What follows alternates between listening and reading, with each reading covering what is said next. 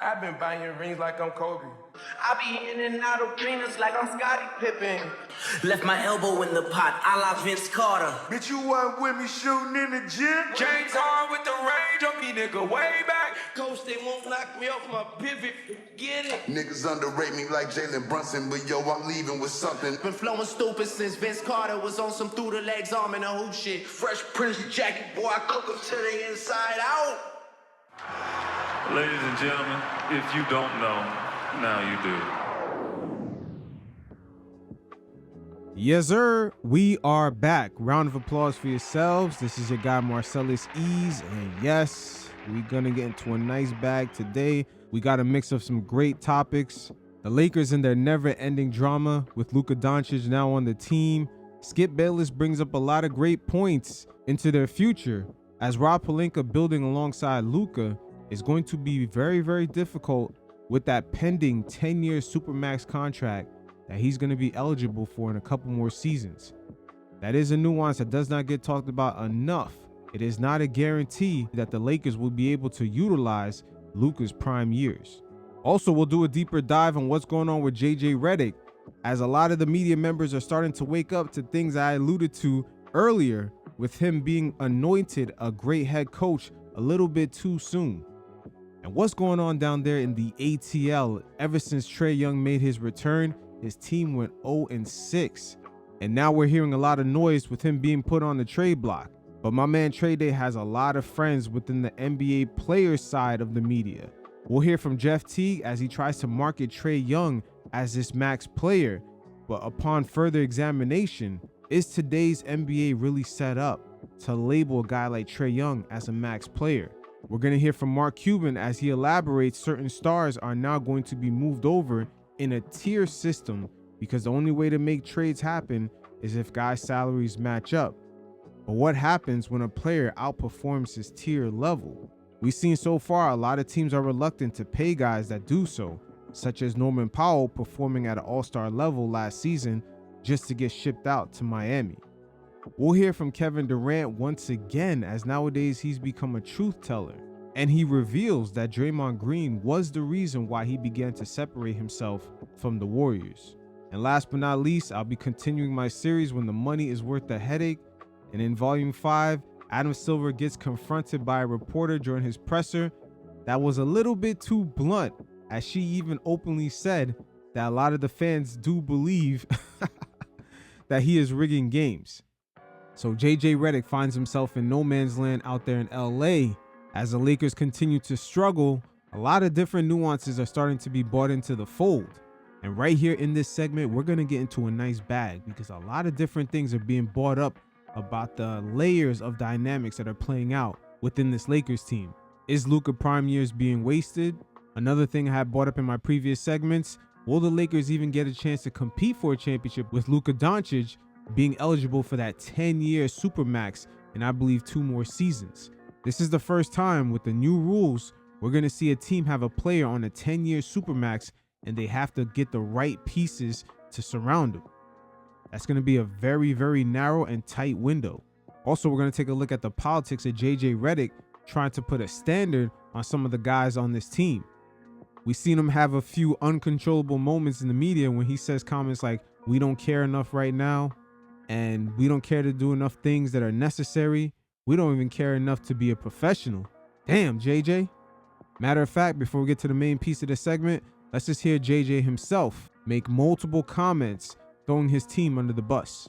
It's only so many comments that JJ is going to be able to get to make before his players start to ignore him. This gets extremely crazy. JJ even calls out the intelligence of one of his players out in front of the media. How would you evaluate, not just tonight, but overall where you guys are at in terms of that area of defense, helping not just the initial help, but also helping the helper? It seemed like tonight. Well, we had a guy the other day who hasn't played a lot who didn't know what a flood was in the middle of a game. So we're clearly, when we're not healthy and we haven't been healthy, we clearly have some room to grow in that area. Because we don't care enough right now. That's the part that bothers you a lot. We don't care enough to do the things that are necessary. We don't care enough to be a professional. It's, we had it. I always say this about, culture. I always say this about the team being a good team being a functioning organism. It can change like that. We don't have it right now. How do you improve on these things when you can't practice enough? Well, we practice them all the time. It's not, again, it goes back to what I said the other night. It's a matter of making the choice. And too often we have guys that don't want to make that choice. And it's pretty consistent who those guys are. And so Saturday's practice, I told the guys, it's going to be uncomfortable. The meeting is going to be uncomfortable. I'm not doing another 53 games like this. Damn, JJ just can't hold his composure. I'm not doing another 53 games like this. That end part right there is him just kind of blowing up a little bit. Him kind of showing a little bit too much of how he's really feeling. And once again, as I stated in my previous segments, the media has an affinity for JJ Redick. I don't know if he sounds like a podcaster during some of these press conferences with some of his quotes and just analogies of the game and the evolution. A lot of the media members have quickly anointed him as a good head coach without any proof of concept. He's going to have to prove himself in the playoffs. But right here, we're going to get into the main course, as Skip Bayless has sat down with some of the crew members from Gillis Arena like Kenyon Martin and Rashad McCants, and they went over the many layers that's playing out with this Laker team. Will the Lakers capitalize off of Luka's prime years, JJ Redick losing respect in the locker room, and also Skip diving real deep. He was in his bag right here, but he dove real deep on how bad this Laker defense really is. You guys check it out, and every once in a while, I'll check in. The Lakers haven't played any defense all year. Mm-hmm. They're ranked 18th now in points allowed. They are the worst three-point defending team in all of basketball. LeBron is now ranked in individual defensive win shares, something you would have dominated. He's ranked 426th in the NBA, almost to the bottom. I don't even know what that means, but goddamn. Okay. Now with that same defensive stat, it mirrors Kobe Bryant at the end of his career. He was at the very bottom when it comes to defense. And no one really ever talks about that, but the age is definitely showing, and LeBron James is picking his spots. He shows us every once in a while on the offensive end that he could still be the old LeBron James. But the injury that he had to start off the season, I don't know. Because it was very selective that he came back against the Utah Jazz, which their defense is really one of the worst in the league. So he chose a great team to come back and play against to show off that he still got that old thing back. Luka individual defensive win shares is 240th. The Lakers have one guy in the top 100, and believe it or not, it's Austin Reeves. So all 10 of their losses are by 10 or more points. So when they get spanked, they get spanked. And their coach is calling them out, saying defense is a choice, and we don't care enough right now. That they don't care about playing defense. And it's a miracle that they're 19-10 right now. And the only way they won those games is they have three guys in the backcourt who can just go crazy hot and score like nobody can score in the league. And that's starting with Luka, and I'll throw in LeBron and Austin Reeves. And all three of those guys have had hot-handed games where just because one guy was scoring unstoppably, they stole some games along the trail. And yet Luka, to me, is way overrated, because the problem with Luka is, and this is killing them as a basketball team, he's second in the league in three-point attempts, second to Steph in three-point attempts. He's shooting 32% from three. That ranks 184th in basketball. 184th. Well, that means there are a lot of empty possessions. And guess what? Luka is leading the NBA in turnovers, 4.3 a game. So last night he had 5 in the first half. He had 3 in the first 2.5 minutes. And Houston said, thank you very much, jumped out 14 and never looked back. Now this is another thing that's at play that people don't really take into consideration, because the expectation is that Luka will be Luka in LA. But so far, ever since that 2024 finals, he has not returned nowhere near in that kind of form. Even though in those very same finals, he needed to get into better shape to play defense. But yet that same version of Luka is still MIA. Mavs fans last season, as well as Laker fans this season, is still waiting they're still waiting to see that version of Luka. And then Austin Reeves, who can come in and light it up, as you pointed out, he didn't get to play in the second half because of calf soreness. So they're all offense, no defense, and this isn't going to turn around because as much as I love watching those three play together in the backcourt, because the IQ is just off the charts. It's the highest IQ of any three guards who have ever played. And any one of them can just go crazy hot on any given night. But Austin Reeves is the only one who even tries to play defense, and he ranks 90th in defense. So it didn't surprise me. Houston crushed them on the boards, 48-25. Houston crushed them in offensive rebounds, 17-7, because Houston leads the league in rebound. That's what they do. So they're a nightmare matchup for the Lakers, especially on Christmas Day in LA. So I wasn't at all surprised by what I saw.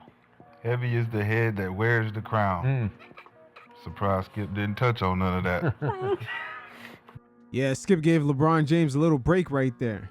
But this is no longer LeBron James's team. So the real question is, when is Luka going to take that crown? The team is clearly his, but on the court, it doesn't really look like it. It looks like, does LeBron really think that he's still better than him at this moment?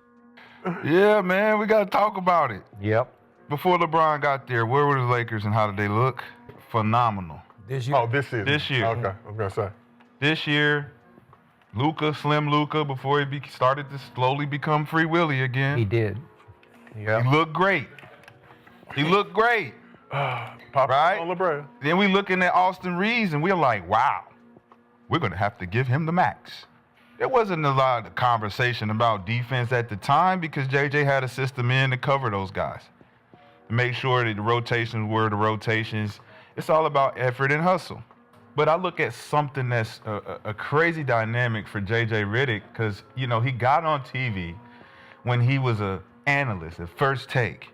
And he spewed so heavily about Doc Rivers being the guy to never take accountability and always throwing his team under the bus.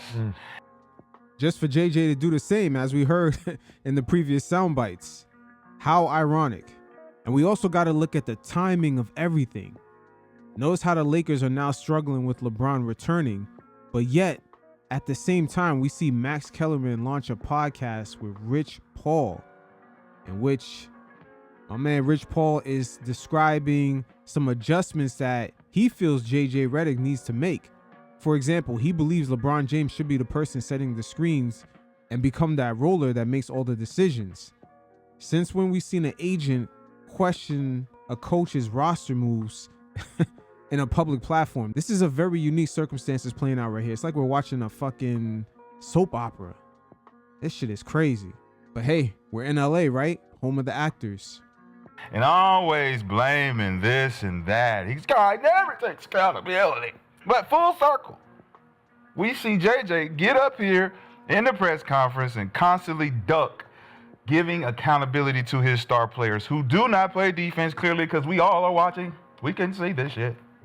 It's so sad that JJ had to go about that way because we blame Darvin Ham for a lot of shit that JJ's complaining about currently. And I want to shout out to Darvin Ham for not publicly throwing a lot of players under the bus, which he should have because it would have saved his job. But the fact that JJ is now going through the same thing Darvin Ham was going through, trying to figure out how to motivate guys who are getting paid a lot of money to play this game. And it's very funny how the media is not throwing out the same comments about JJ Redick and criticizing his coaching. And he's not even dealing with injuries like that, the same way Darvin Ham had it. And if you can't hold guys accountable, like we've always said on this couch, but when you hold these guys accountable, two things happen. You got to show up or you got to run away. And I think when we watch the game of basketball and you watch the Lakers play, you're talking about being a Los Angeles Lakers head coach, being a Los Angeles Lakers player, upholding legacy and prestige. You have to show up as if the fans are more of a priority than anything because these people want to see winning. They're used to it. So Luka didn't ask to be here and the fans didn't ask for Luka. I don't think the fans asked for LeBron James either, but they're both here. Two of the greatest players to play the game. And you mean to tell me we got to ask you to come play defense? You want to be the greatest at the top of the top, and you want everyone to volunteer you into a tier level of two of the greatest guys that ever played a game. When you talk about Kobe Bryant and Michael Jordan, you talk about Wilt Chamberlain and Bill Russell, guys you never had to ask to compete. Even a Magic Johnson. Where are all the Lakers that used to play for the Lakers that are not speaking out on what we are seeing? This is a travesty what we watching because we got to go out and see effort. JJ shouldn't say Saturday we're going to talk. You're supposed to be saying that shit at training camp. The fuck you talking about now? It's two things I want to touch on, right? The first one is, so he said the words of the day are what? Execution and effort. Is this a fucking kindergarten classroom where you... Facts. The same way he said, I'm not going to do this for 53 more games. He sounded like a fucking substitute teacher. The kids are running him through the ringer, and he's fucking tight. You put words on the words of the day on the fucking board that... Like, what are we talking about here? Like, the words of the day are effort and execute. Like, I saw that when I used to drop my son off at school, at kindergarten 2 years ago. Word of the day on the door when you walk in. You got to tell the teacher the word of the day before you can enter the classroom. Is this what we're doing here? With professional athletes that's making $30, $40, $50 million a year, that's what we're doing here? Second point. JJ, I don't know if you know this or not, bruh. Them dudes don't respect you. You are their peer. They are not, just because you have the head coach title, they don't look at you as such. Kenyon cooking right here. Kenyon cooking. And JJ, you're going to lose a lot of respect from the whole locker room if you don't say nothing to Luka and LeBron James about their defense. And the main corporate is the guy who you just had the podcast with. That helped hire you. That helped get you the job, man. Like, let's call a spade a spade. If they did, they'll play harder. They'll get back on defense. Once you address the crying every possession to the refs with Luka and Austin Reeves and LeBron, if you addressed it once, if they respect you, they'll go out their way to try to change it because you are a new voice in there. And you gave a certain effort when you played, JJ Redick. You did. You played hard every time you stepped on the floor. People respected that about you. I'm going to tell you something that was told to me in the Big Three when we were playing by Dante Jones. I was pissed off after one of the games, and he told me this. Hey, you know you can't put your heart in him, right? Yeah. It's that. You can want it for them. You can, listen, you can want it. It's just like your kids. You can want them to be successful in this world. But if they don't want it for themselves and go out and do it and look themselves in the mirror, they're not going to do it. And I'm going to shoot JJ some bail right here because you have players at different phases of their career. I still think Luka is still trying to figure out this Laker relationship because, once again, we're looking at his prime years, age 26, 27, and 28. Could possibly be just washed away. The Lakers last year pretty much wasted a season. The Lakers this year, with LeBron James opting in, is another waste of a season. And then next year, even if they get new players, the fact that they have to kind of work the kinks through the chemistry, that might be another wasted year of Luka's prime. So you have a brand new superstar that's looking at the team sort of in a way as still an outsider. And then you have LeBron James, who's playing a lot of politics, launching a podcast where your head coaching style and just the plays you're running is getting questioned. None of the timing of these things when it comes to LeBron James is done by accident. If they're just not, and they don't respect the messenger. Effort. He's complaining about effort. I'm not gonna watch this for 53 more games. So what are you gonna do about it? We tell the truth. We've been there. We've been in this. Do you actually think tomorrow's practice on 12/27/2025 that LeBron James is finna go out this bitch and run around like he's 19? He's not gonna do it. You're not finna run LeBron James' 41-year-old ass in the ground, and you're not gonna do it. Is there other ways to make it uncomfortable do you for think him, though? Luka is finna buy in whatever it is that you're saying? No.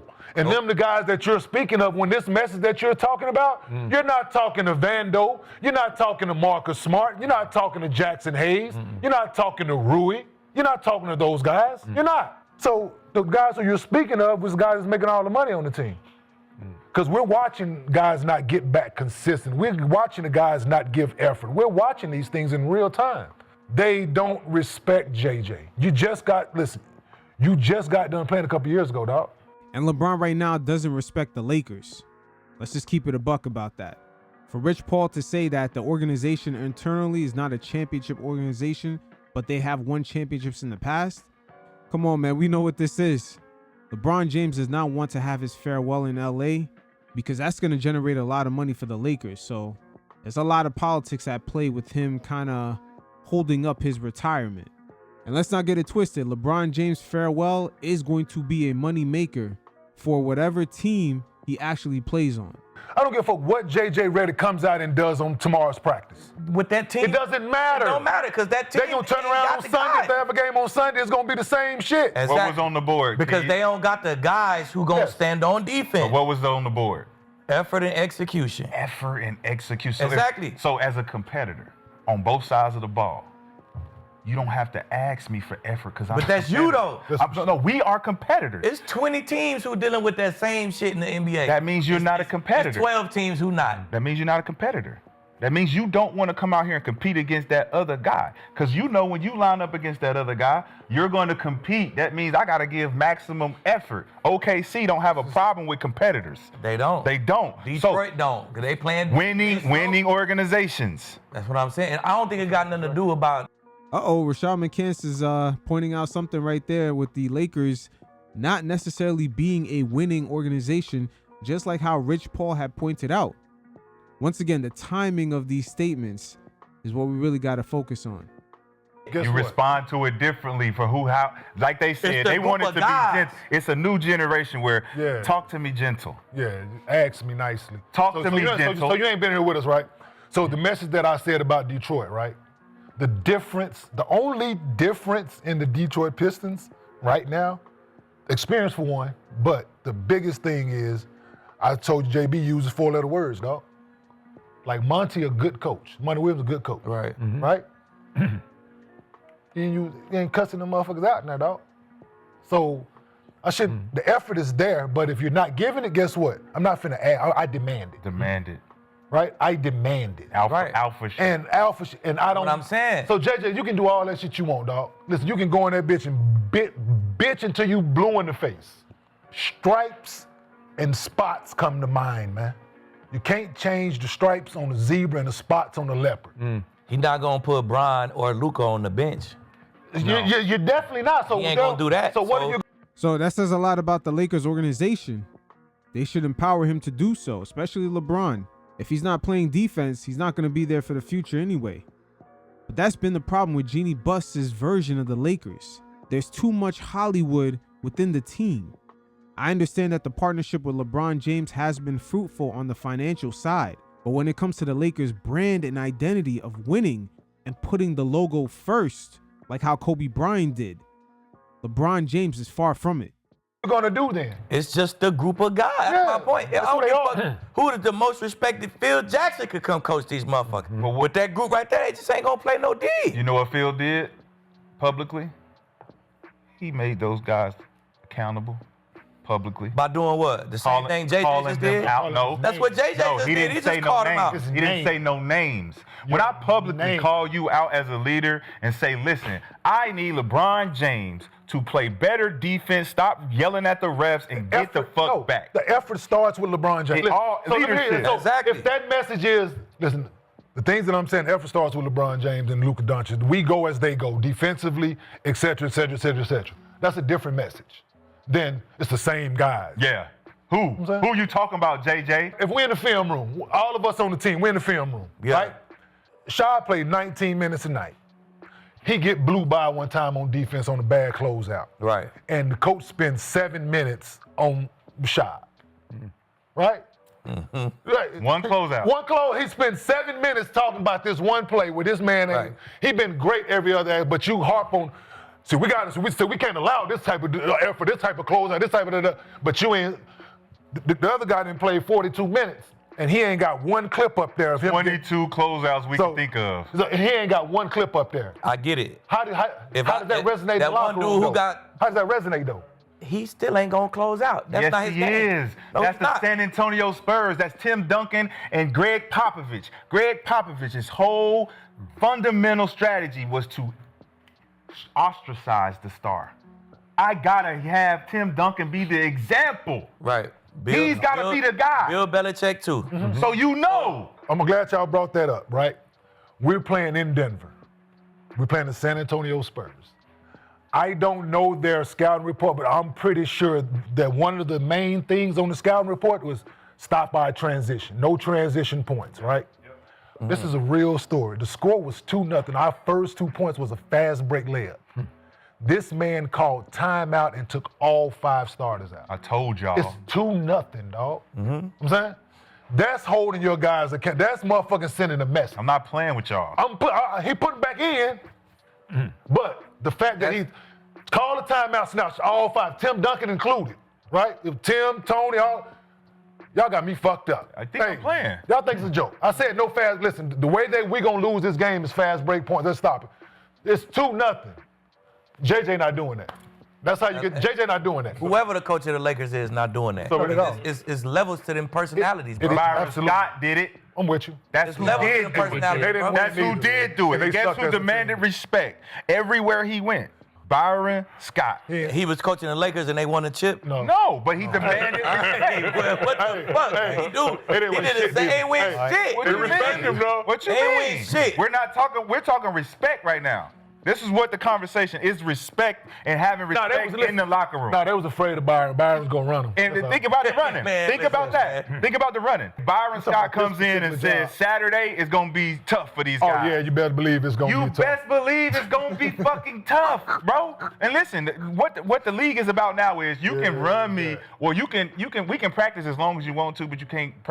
You don't work me as hard as you want to. I am the one who decides how hard I work. Yeah, you can work. You decide how long I work. You can work me as long as you want, not hard as you want. Allow me to say this about LeBron James. The head is heavy, wears the crown. I can't hold him accountable for this because he's almost 41 years of age. Exactly. He's year 23, and the Los Angeles Lakers did not want him back.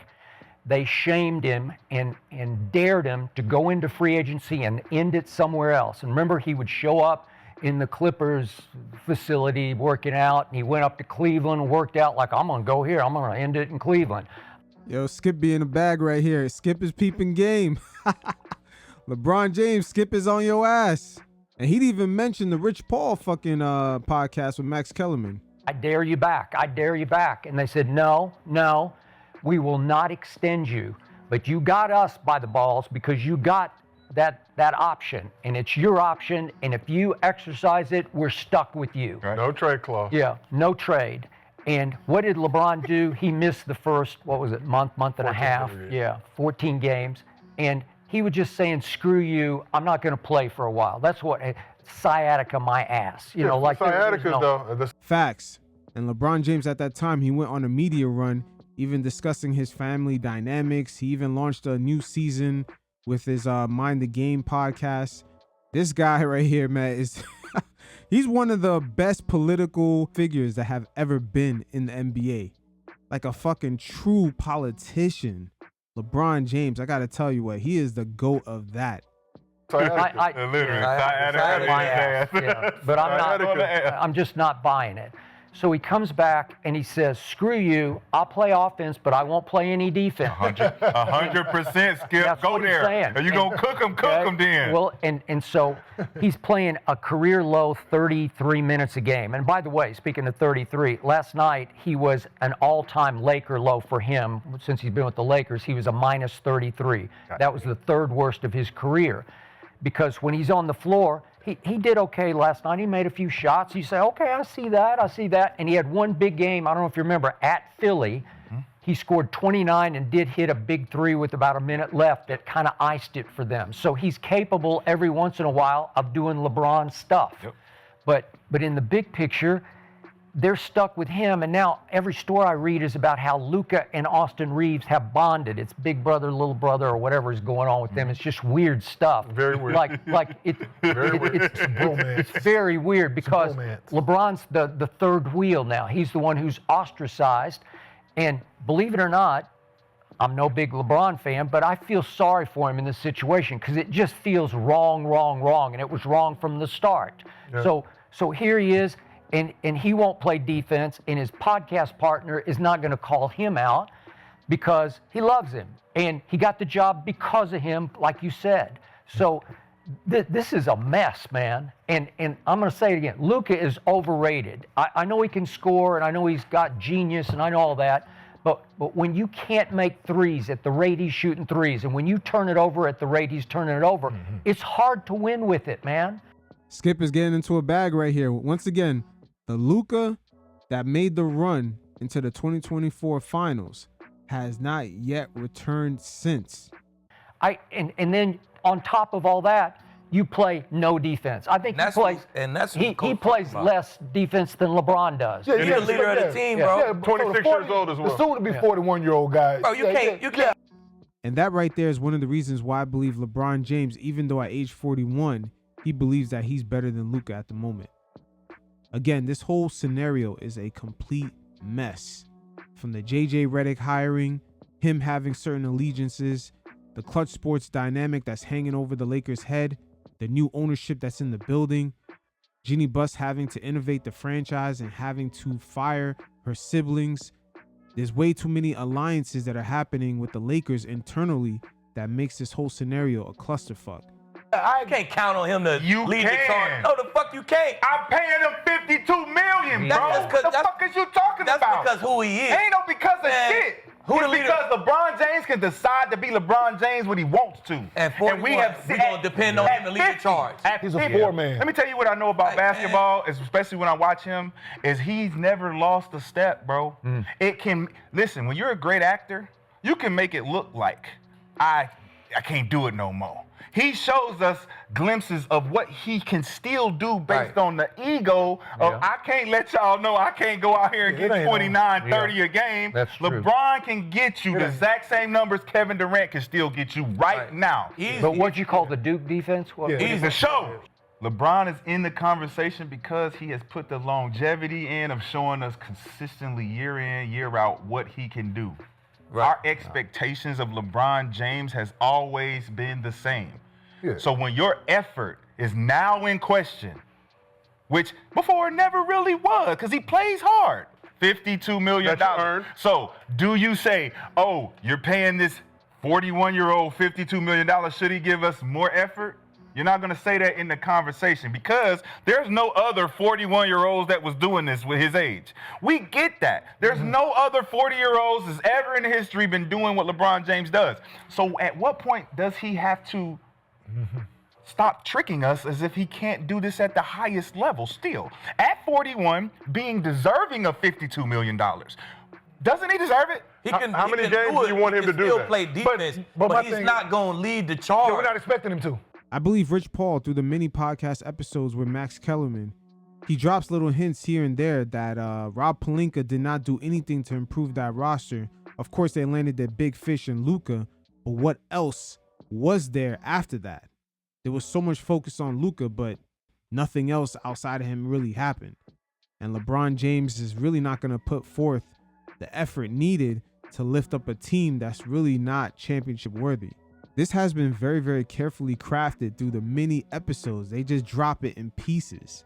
If you're giving up the long ball on streaks and fades based on you thinking that the fucking quarterback just not gonna throw it, and you giving up touchdowns, and we walk back to the fucking bench and we look at Keeb like, yo, what's up, bro? You getting paid the highest on the team. You have the right to look at them like, man, shut the fuck up, bro. Right. That's the energy. But is that winning energy? It's definitely not. It's definitely not. So if we can hold you accountable and you look at us like, that's my fucking bad, bro. I'm about to turn this up because I know I can. Because if I can't, we got to go back to remember the Titans and sub the dude in that can. Hey, look, coach, let him in, let him go. He can guard him, coach. Me, I can't hang with him. Let's hold each other accountable. Let me just hear me out. To y'all point, to everybody's point, right? You do get by you, right? You know you can't get to him, right? Right. He got you at an angle, you know. You dive at his motherfucking leg. You try, right? You know damn well I can't get there. Basketball, the ball going out of bounds. We dive on the floor knowing damn well we can't get there. It's called fake hustle. Exactly. Right? Trick. We're asking for Luka, LeBron.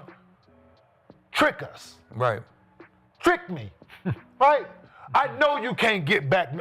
It's a fast break. I know you can't get there. Right. Trick the coach. And trick the fan base. Trick me. Let me hope. First two steps. Now, if Luka go dive at his legs and show, that's gonna crank me up. Yes. And if he don't, I'm gonna be like, man, Luka ain't fucking playing hard. Yes. But if Bron go do it, I'm gonna be like, shit, that motherfucker 41, bro. I ain't expect him. But that's even more. I don't even expect him to do it. Even more because they got the old guy doing it. Look at the old guy. If the old guy's doing it, why the fuck is the young guys not doing it? Luka is the leader of the team right now. He's the face of the franchise. I hear you. He got to do it. Until if he Bron do it, leaves. Bron might crank it up a little. No, see, the thing is, so it's going to all go through him, bro. Until if he Bron don't do leaves. It ain't going to translate to win. Until Bron leaves. So we say this on the couch. Until LeBron vacates the premises, it's a distraction. It's the pink elephant in the room, right? Because whether he wants to or not, his presence alone is dominant. Right. Right? So if his presence alone is dominant, why would Rob Pelinka give him a player option in a year where he's going to turn 41? That's the real elephant in the room. Why would the Lakers give LeBron James a player option and a no trade clause at that age? When you see Rich Paul make statements like the Lakers are not a championship organization, and we're talking about the Genie Bus Lakers. We're not talking about the Dr. Bus Lakers. We're talking about Genie Bus's Lakers. They have struck out in free agency since 2014 with LaMarcus Aldridge.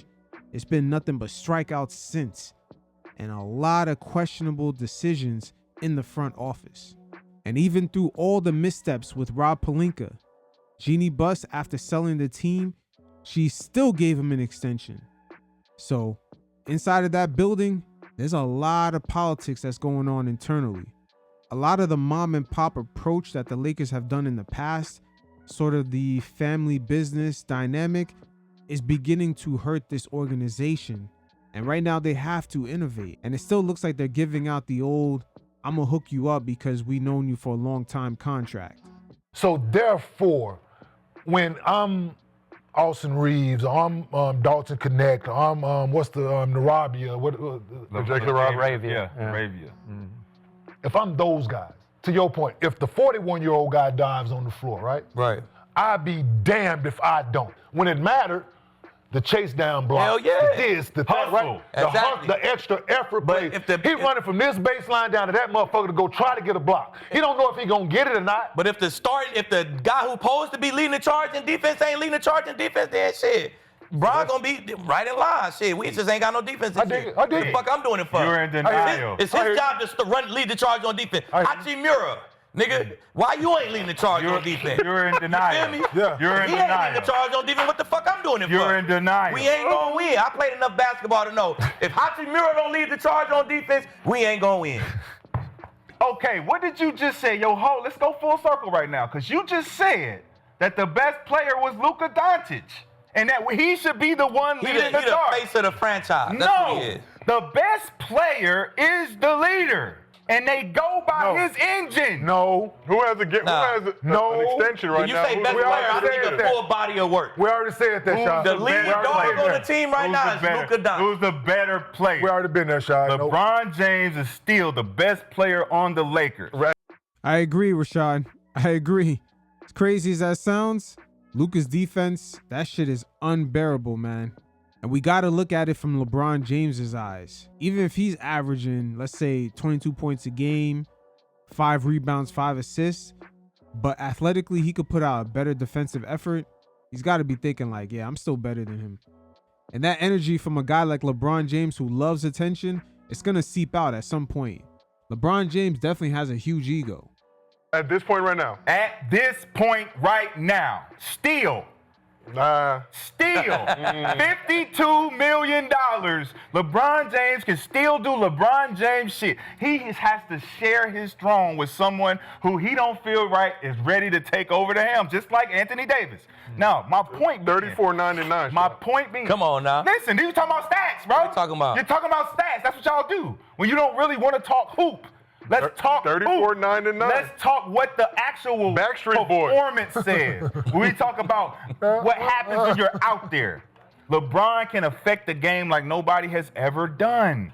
And so when he's not playing defense to this caliber and it's blaring, the eye in the sky don't fucking lie.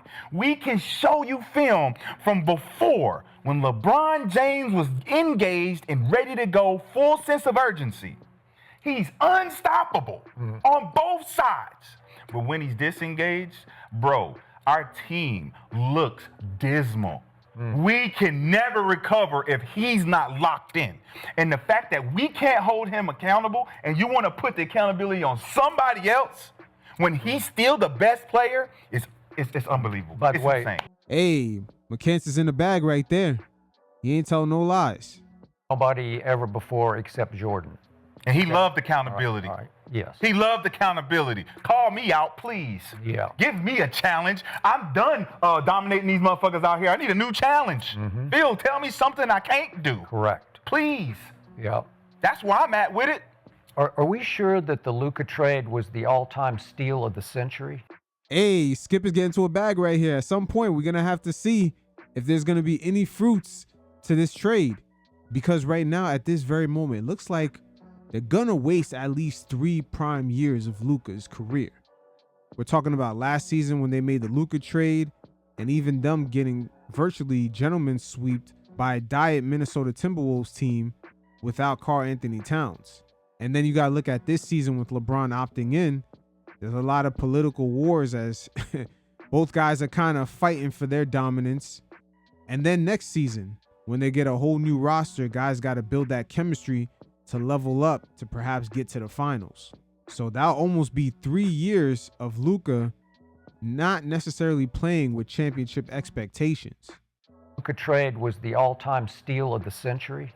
We sure about that? Talk about He just a bucket getter, bro. Hey, you gotta put him on somebody like the Thunder and let him be the only one who don't play defense. Are we seeing what Dallas was seeing?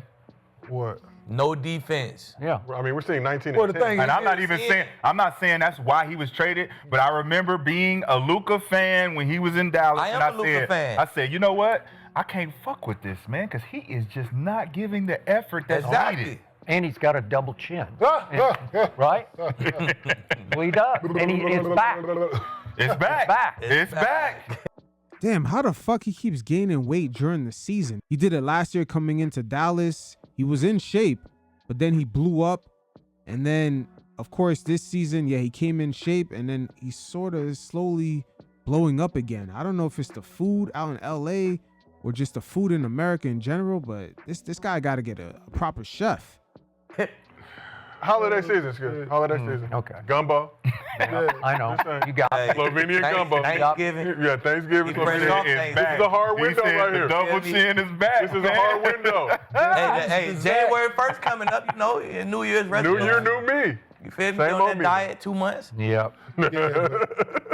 And the thing is, they 19 and 10, man, and They ain't just trash. They look like they're 10 and 19. that's don't exactly that's the feeling. Yeah. Imagine the Fourth in the energy of West. that. Imagine when we talk about teams that are not playing great but need to catch their stride later on in the season. This is a team that can do that. Yeah. But that coach and that confidence in the team, I he's don't really know. trying to figure out how to even challenge them with a 19 and 10 record. So it is what it is. I'm pretty sure Rich Paul at some point with his Cold War podcast with Max Kellerman will lay down LeBron's version of what's going on in LA throughout the season. The timing of that show with The Ringer, I'm telling you, the whole thing is really just a Cold War tool to kind of explain LeBron's last year in LA as he's pretty much at odds with just the organization. But we'll see as this crazy fiasco out in LA continues. All right, so we're going to get into a nice mixed bag right here when discussing this whole Trae Young saga in Atlanta, as it is multi-layered. Not only he's in a contract year with him having that player option, but right now we're in a time where the NBA owners have slowly crafted this league where the pay structure is a lot different, and it's going to be based off a tier system. It won't necessarily be just about skill unless you're a player on the level of Luka, LeBron, and Giannis, etc. So we have seen players outside of that realm struggle to get their worth. Guys like Julius Randle, Jimmy Butler when he was in Miami, Jonathan Kuminga with the Warriors, even Norman Powell after playing like an all-star last season, he got shipped out to Miami just because the Clippers didn't want to necessarily pay up under these new rules. So in the second part of this segment, we'll hear from Mark Cuban as he kind of explains this tier structure that the league is in right now. But first, sticking to our guy, Trae Young, we love to see him in the playoffs. He brings a different flair to the game. But unfortunately, he does have to watch his back. The Hawks have not hired a team president in 3 seasons, but yet they keep hiring people underneath that position. It's looking like no one really wants that job because with Trae Young, he has gone through a number of coaches and different variations of this team. I believe Quinn Snyder is his 3rd head coach. And right here, check out Jeff Teague as he comes to Trae Young's defense and sort of crafts him in a way where he's alluding that he is a max player and where is he going to get his money. This NBA media landscape is very interesting because now players have a say and they can actually protect each other as far as them getting their worth when it comes to contract time. And the real question is Trae Young truly a max player in today's landscape? You guys check it out, and every once in a while, I'll check in. Because that was home, and I loved Atlanta, and I love playing for the Hawks, and I know he do too. So it's part of the game. Don't nobody really stay with one team the whole time. But when we thinking about it, I got a trade scenario for him. Talk to me. Me, I'm the biggest thing. I want him to get paid. No. Really think about it, though. Who's going to pay Trae Young max dollars? And that assumption is the problem right there. Once again, Trae Young is about only 170 pounds. He's not really athletic. And on the defensive end, he is a liability due to his size. His three-point shooting percentages have not really been great in the past couple of seasons. His best year was in the 2023-2024 season where he shot 37%. Other than that, that percentage has always been hovering around 30s. And also in crunch time situations, he really hasn't been that great. So there are a few things to look at, while at the same time, the NBA has changed a lot of the rules than when Trae Young had first came into the league. In the 2021 season, the NBA had got rid of a lot of the hooking that James Harden used to do, trying to draw fouls. Same thing for guys trying to land sideways and draw a 4-point play. A lot of that foul drifting has been taken out, while at the same time, there has been more players coming into the league, 6'8", 6'7", who could play defense. We've seen the Stephen Castle, the Herb Joneses, the Dyson Daniels, the Jaden McDaniels of the world out there in Minnesota. Those archetypes of players have been coming into the league almost in abundance. And like many other things in life, you have to evolve or else you're dying. And the main thing that really gets overlooked that I'm gonna add on to this, the chapter on the small ball era is beginning to end. If not, it already did. That mid 2010s kind of play style and just teams playing extra small, when you have guys like Giannis, Jokic, Wemby, Chet, and even teams like the Houston Rockets to a degree where they play with 2 bigs, it's going to be tough to justify paying a small guard who's 170 pounds who can't play defense to lead a team. Who's going to pay Trae Young max dollars? Who? No, it's just I want to hear your No, I'm asking y'all. Think about it. So if he get traded to the Rockets, that means you got to give up some value pieces for the Rockets. I mean, you got to give up Jabari Smith Jr. or the Thompson twin, Reed Shepherd, and Van Fleet going to have to be a part of that. But do you... Ain't nobody doing that, Jeff. Come on, let's keep it a buck. Ain't nobody doing that. But I get it. You vouching for your guy.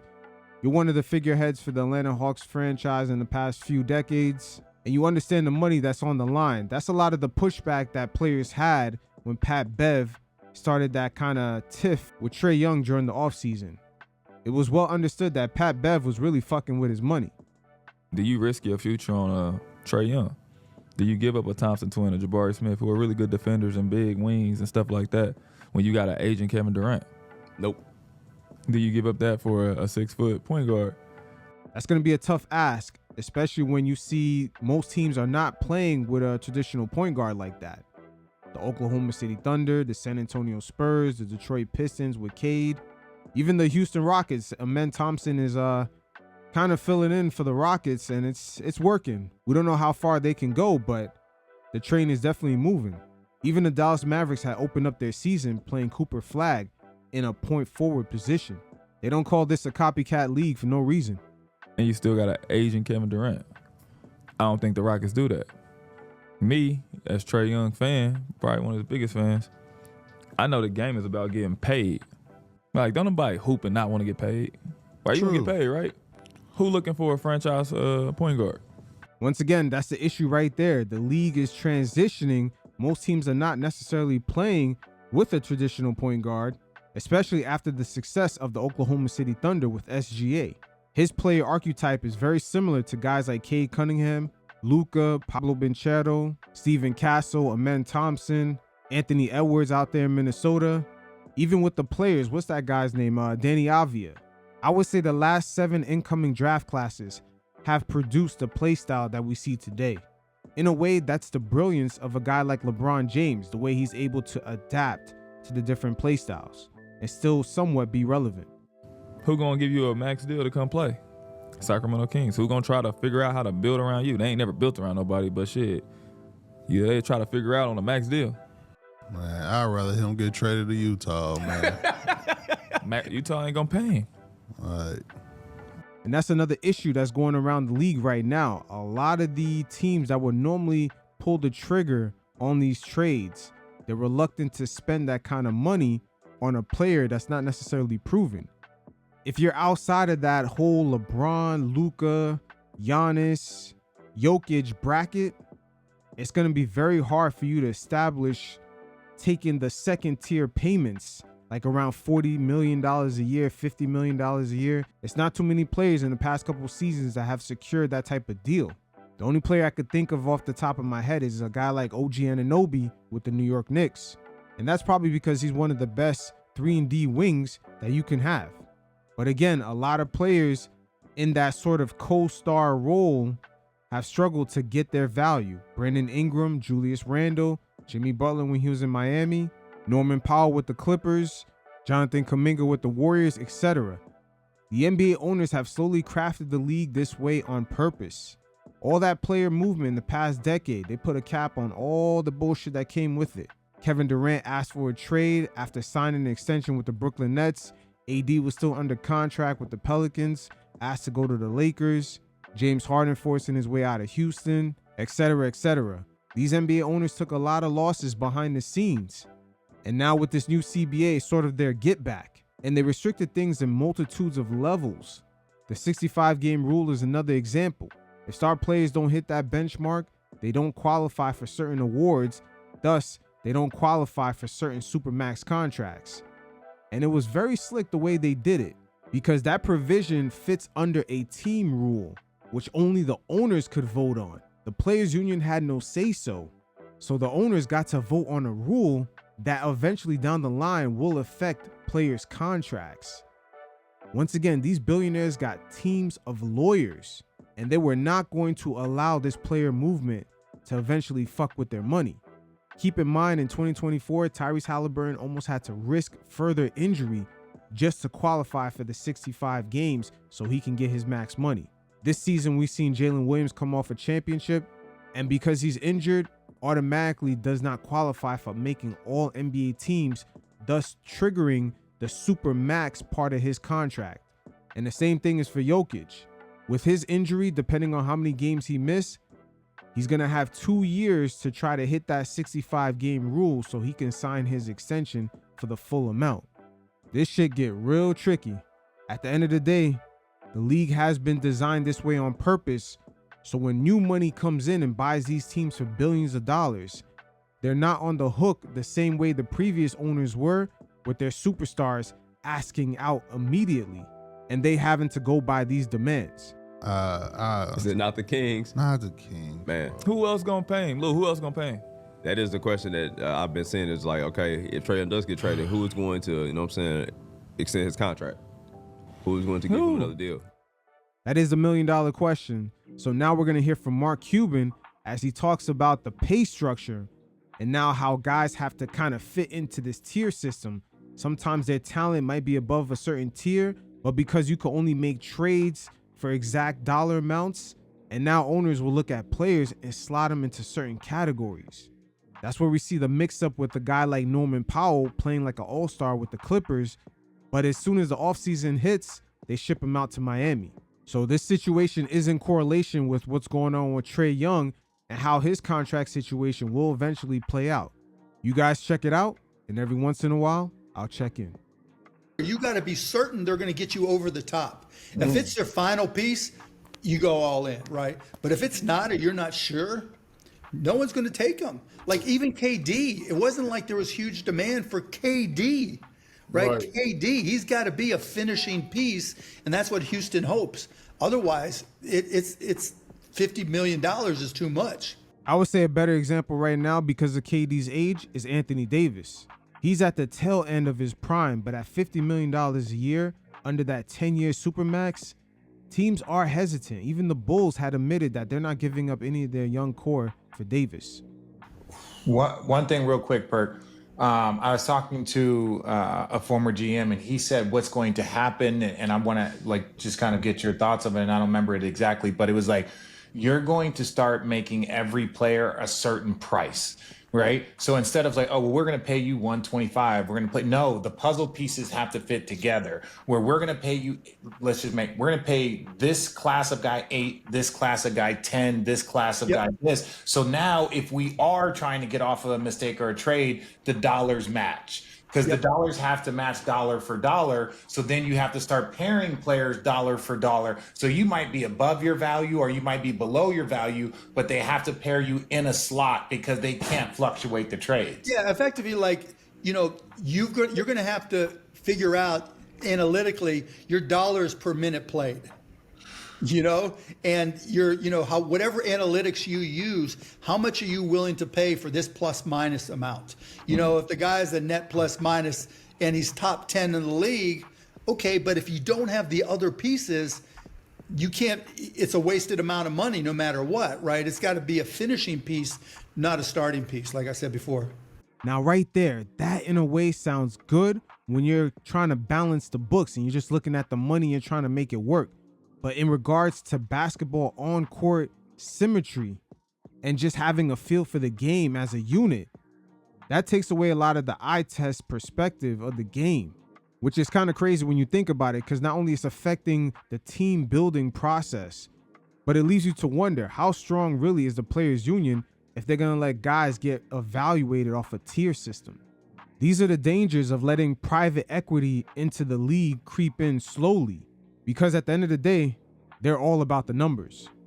And Mark Cuban right here reveals how the hell did we get here and the true formula for NBA owners to make money.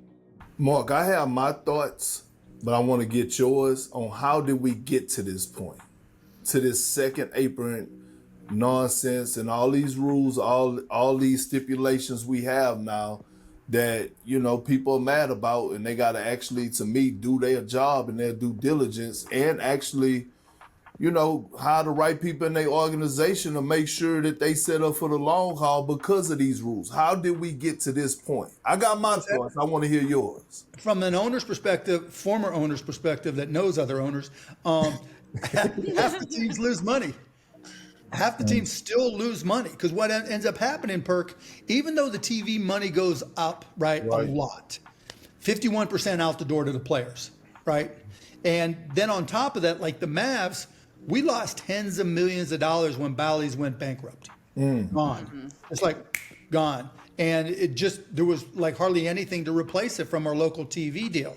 And so you've got, you know, specific things like that where teams just are losing money. And the only teams that always make money are the New York and LA area teams. And even Boston made some money, not a ton, but made some money. But, excuse me, not a lot of other teams, you know, always made money. Hey, Mark Cuban's on point right here. I've seen Brian Windhorst admit with a LeBron James that the Lakers had made the playoffs, but yet made less money than the New York Knicks, who missed the playoffs in that very same season. So it shows you how narrow the window of profitability truly is. Well, but this is an investment, right? And I think that's one of the things that's kind of what I think is kind of ruining the NBA in some respects. Yeah, no, tell us. It's only about value. So like talking about more, like I got involved with this group, Harbinger Sports, where it's a private equity fund that only buys minority ownerships, right? Because now I'm an expert on minority ownerships in sports franchises. And there's not a lot of liquidity or marketplace for those ownerships. But for the big private equity companies that are, help the Celtics deal get done, as an example, right? They just want to see a return in their dollars. So they're just trying to push up the valuations. They're not like, it's not like when I came in or even when I left, for the most part, like about fan, right? And so I think that's one of the challenges that got us here, is because while, yes, teams want valuations to go up, it doesn't really change the actual operation of the team, and it didn't really force the profitability, or push the profitability up, for most teams. So it's kind of a catch-22. And you can see this play out no further than the Mavericks announcing that they'll raise ticket prices only 2 months after trading away Luka. Again, this is the multi-layers that Trae Young will have to go against when he's trying to get his money today. He's battling the ever-changing landscape on the court with just a new crop of players coming in, the league switching up the rules back in 2021, so all those baiting fouls that he used to do no longer work. The 65-game rule that kind of prevents stars like him from hitting certain tiers within the Supermax contract. And finally, he's definitely battling his own team. The fact that they spent 3 seasons without a president of basketball operations. That says a lot. But yet they're still hiring people underneath that position to sort of fill it in a ghostly way. This very offseason, they hired an analytical guy and they also hired a vice president. So Trae Young definitely has to watch his back. We'll see how this plays out. So Kevin Durant finally reveals what made him distance himself from the Golden State Warriors, and the timing of this drop just it reveals to you that this is truly a petty league. After Draymond Green had his dust up with Steve Kerr is when all of a sudden the revelations of this interview come about. But before we hear from Kevin Durant, let's take a listen to Draymond Green being a little bit petty in regards to his 2022 championship, rubbing it in the face of Kevin Durant. 2022 wasn't really a championship team. Like, are the championship teams that I've been on. You know what I'm saying? Like, it wasn't really a championship team.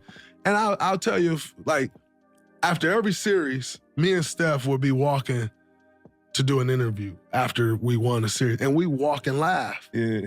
And we laugh like, yo, how? How are we doing this shit? How are we winning, like, these series right now? And we literally laugh like, this is funny.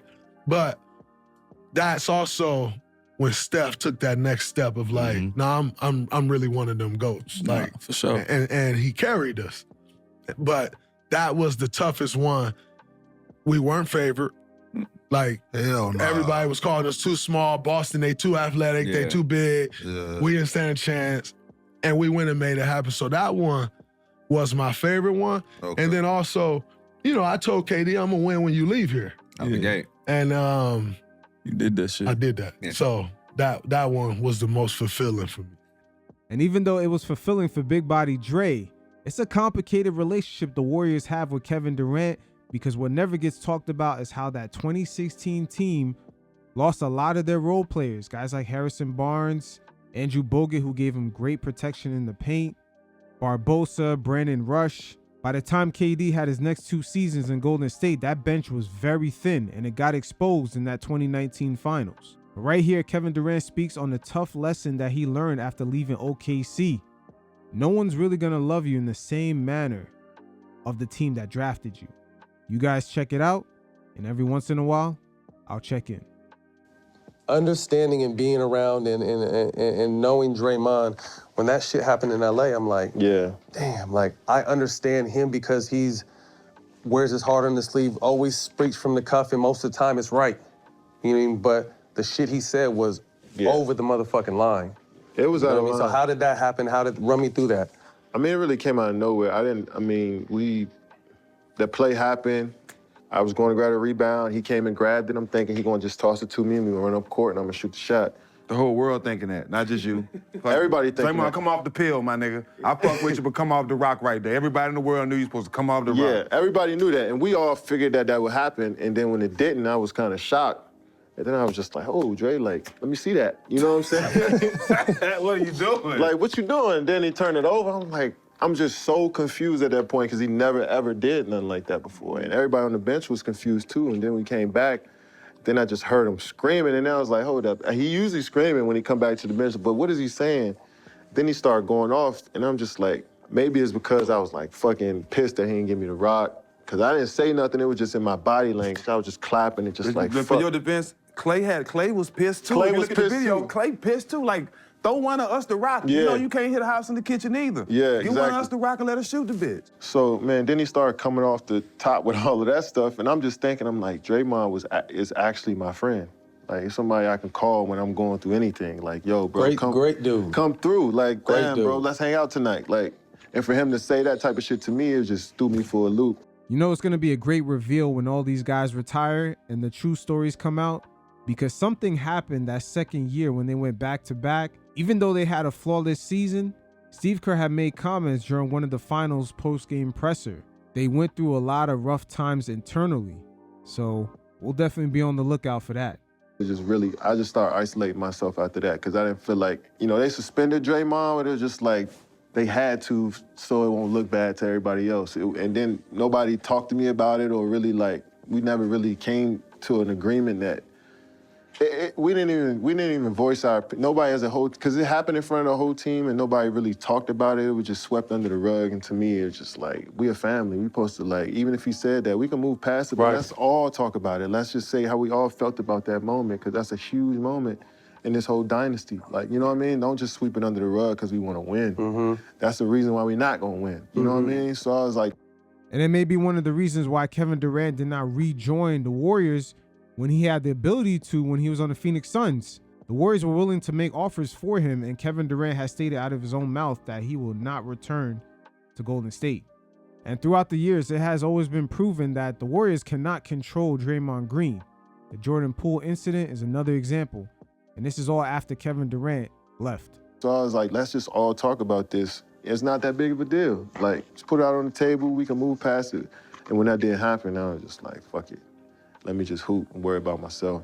And we went on. Well, see, I think that probably hurt y'all, because if y'all would have came out and he would have heard more people saying, bro, you should have passed the ball. Bro, you should have passed the ball. I think he would have came outside himself and realized, like, you know what, maybe I overreacted. Yeah, it was... But he never got a chance to say that. Yeah, I mean, Draymond, we all know what Draymond is, and it's like, it's fine that you want to do that you want to show your emotions and wear them on your sleeve, that's fine. But when it's over the line sometimes, let's just talk about it. So next time, you can tone it down just a bit. And I feel like we didn't have the opportunity to do so, because we were so focused on trying to just move forward and win. And I get that too, but it's like, if we're a family and we gonna hash it out and then we gonna move forward and win. Yeah, we done won 2 chips together. It's bigger than like, this is just some shit we can sit down and talk about. Well, but certain words gonna come out too, like, we brothers, and I got in fist fights with my brothers, but certain words you don't say. Yeah. You know what I'm saying? Certain words you don't say, you know when that line is crossed. Yeah. Well, I think he realized that too. You mean, like I said, I think us knowing, we all know him, I think he realized he fucked up, he crossed the line, but that's what kind of duty is. But that even makes the point more like,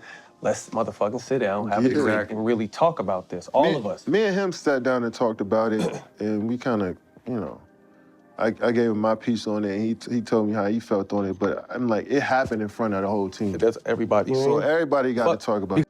Now, even though that did happen in front of the whole team, they probably didn't really give KD that type of grace because, unfortunately, they didn't draft you, KD. And who knows, maybe he was looking for that superstar treatment, and there was sort of a growing animosity between the way Steph was kind of held up to a certain standard within that franchise versus KD, even though everyone knew that he is the most talented. But it be like that when you go to a new franchise. You're not going to get that extra homegrown love. And I'm sure KD has reflected on some of the negativities of player movement. That doesn't get talked about too much, but there are some drawbacks of that. LeBron is going through that process in his last season in LA. Even Carmelo Anthony spoke about feeling a kind of way about the Nuggets giving Jokic his number as the last pick. So the player movement of the 2010s does have some drawback upon further inspection. Everybody. So everybody got to talk about it. Because everybody fucked with each other. It wasn't like he was forcing it. Everybody really fucked with each other. You know what I mean? So let's sit down and hash that out. And then again, everybody was thinking you was passing the rock, bro. It ain't just KD, it ain't just Clay. Everybody in the world thought you was coming off the rock. Yeah, sure. And you was wrong. Just admit you was wrong. That's the whole thing. I think that he had too much pride in the fact that he turned it over, and that made him react that way. Yeah, but we know turnovers happen. Exactly. And 98% of the time, he one of the best playmakers on the team. Nobody really cared if we won or lost that game in the first place. It was just like, we in that situation, let's just go ahead and try to finish it the right way. You know, but at the end of the day, nobody really cared about that win or loss. You know what I'm saying? But this too, great coaches, when you don't get a shot at the end of the game like that, they be pissed. Greg Popovich, he'll sit your ass down the whole game if you fuck up a play coming out of timeout and don't get a shot up at the end. Oh, yeah, I mean, shit, that'll make anybody pissed. Yeah, if you just turn it over at the end of a game. I think the media kind of saw that as an entryway to kind of start dividing. These motherfuckers are so good. What can we start doing? What can we start developing to chink this armor?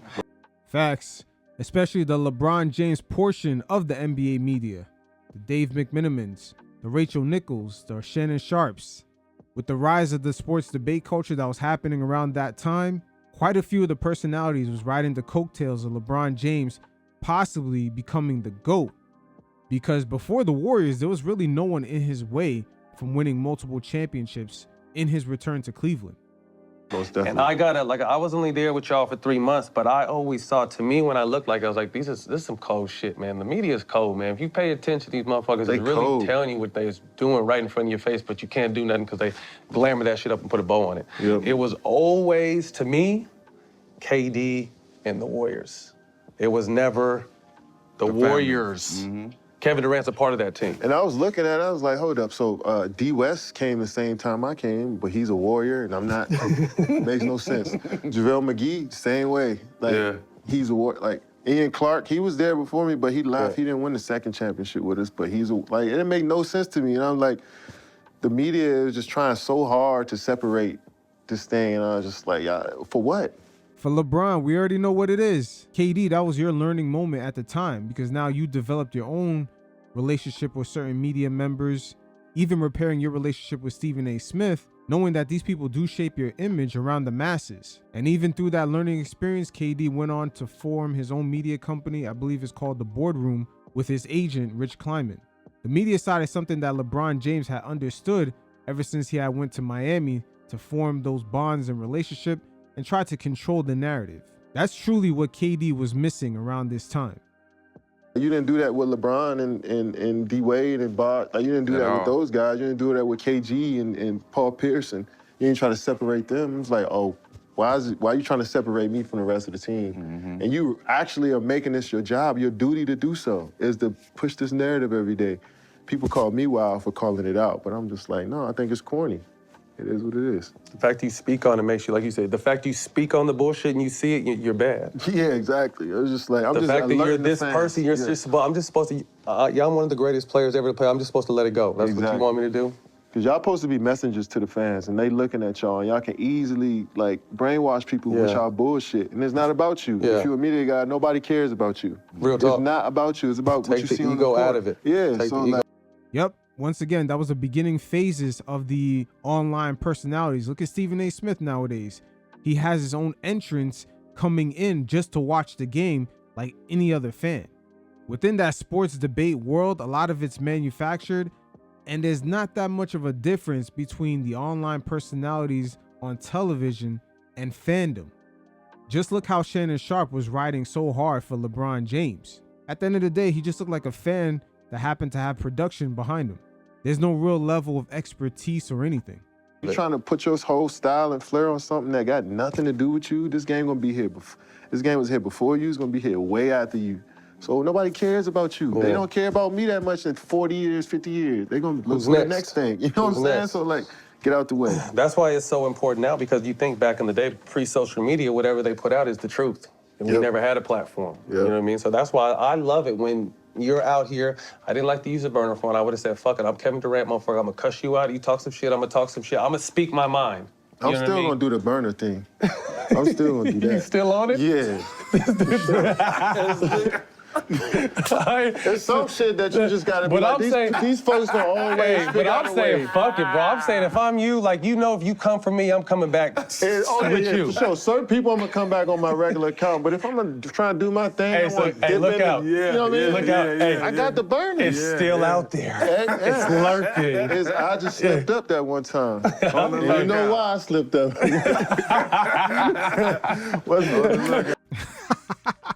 Yeah, KD was lit. That's why him and Matt Barnes are on the same wavelength. Yeah, but KD was lit. But it is what it is. It's always amazing to see, in retrospect, how much Draymond Green really cost the Warriors in the long run, not controlling his emotions. The relationship with Kevin Durant and him leaving the Warriors is one. The fallout with Jordan Poole as they had a second variation of their team post Klay Thompson's injury. Also, Draymond Green not controlling his emotions throughout that 2016 season that led to his suspension in the finals, which was really the catalyst for LeBron James and Kyrie to come back in that series. And finally, in 2025, there was a possibility for the Warriors to make a push to get Kevin Durant from the Phoenix Suns, but that relationship was already cooked due to all the things that happened before.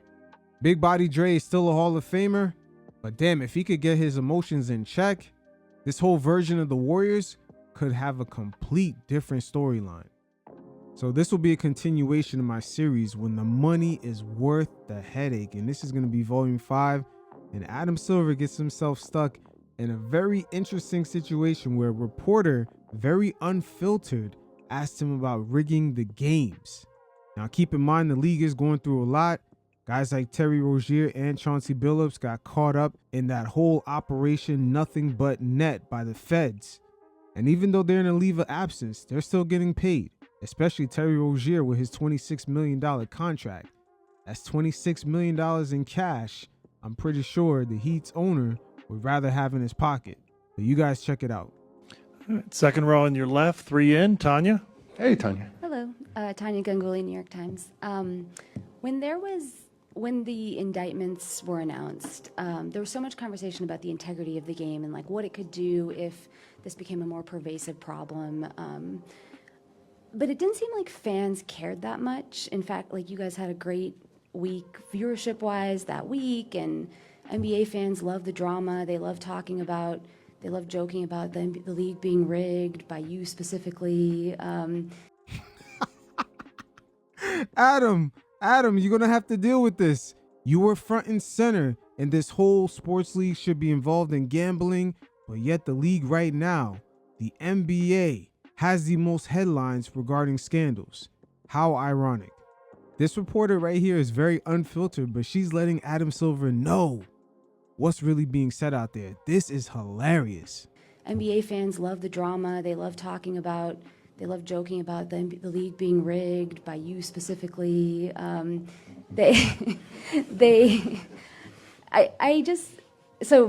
I have like a few parts to this question. One is, does it bother you when people make those jokes like, oh, it's game 6, Adam's going to want a game 7, he's going to pull the lever, those kinds of things.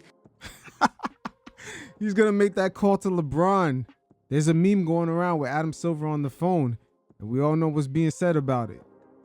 And then 2, if the fans don't seem to care about questions about the integrity of the game, does the league, like why would the league?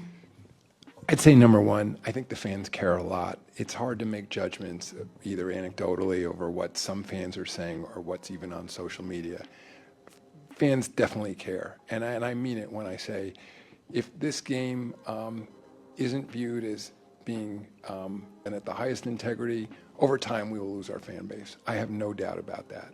And so I take it incredibly seriously. I try not to take the comments personally, but to the extent someone thinks that the league has a finger on the scale, the league cares which team wins, the league wants more games, in a series rather than less games, or a particular outcome, I think that's incredibly corrosive to the game. Man, Adam got to put on a great poker face for this one. That's why I call this series When the Money is Worth the Headache. And Adam Silver's going to have to put on one hell of a poker face to guarantee that money coming through. And let's not get it too mixed up, because at the end of the day, the league is working hand in hand with the feds. Silver went on his press run a few days right before the Feds had their media press conference, over-exaggerating so they can make the headlines. But again, with NBA players like Terry Rozier making a lot of money, $26 million, it's slowly continuing to go out the door. You gotta wonder if this is karma hitting the owners because they got a little bit too greedy trying to put their hand in the wrong cookie jar. And now money's going out the door, cash money's going out the door, while Terry Rozier is going through this trial.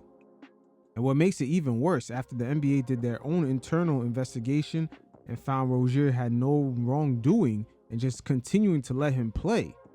Had things gone the other way and the trade was not able to happen, the Miami Heat would be in prime position to get Giannis. Pat Riley could finally nail his big fish after not even going after Kevin Durant, Bradley Beal, or Damian Lillard in the past couple of seasons. So it's almost like a double hit of that karma coming around Mickey Arison and the Miami Heat's way. Once again, when the money is worth the headache. In terms of Miami, this is an unprecedented situation, and I think I'm incredibly sympathetic to the Heat and to their fans. But I think we're going to try to work work this out with them. But there's no obvious solution here. I would just say that there's no doubt at the moment they have a player that can perform services for them, and and as to the draft pick they conveyed, obviously he hasn't been convicted of anything yet either. But this is an unfortunate circumstance. But sometimes there's these unique events, and maybe sometimes they require unique solutions. So we'll be looking at this with the Heat and the other teams in the league and see if there's any satisfactory relief. But at the moment, there is none. And that's very unfortunate because that same very draft pick that the Heat are holding on, that they owe the Charlotte Hornets, had that trade never gone through, they would be eligible to trade away 4 draft picks for Giannis instead of the 3 right now. So we're eventually going to see how things are going to cook up for the future. So that's all I have for today. You fellas definitely hit up the link in the description below. Check out my NBA True Story playlist, also as well as the NBA Hardwood Nuances. And until next time, you fellas stay safe. Peace.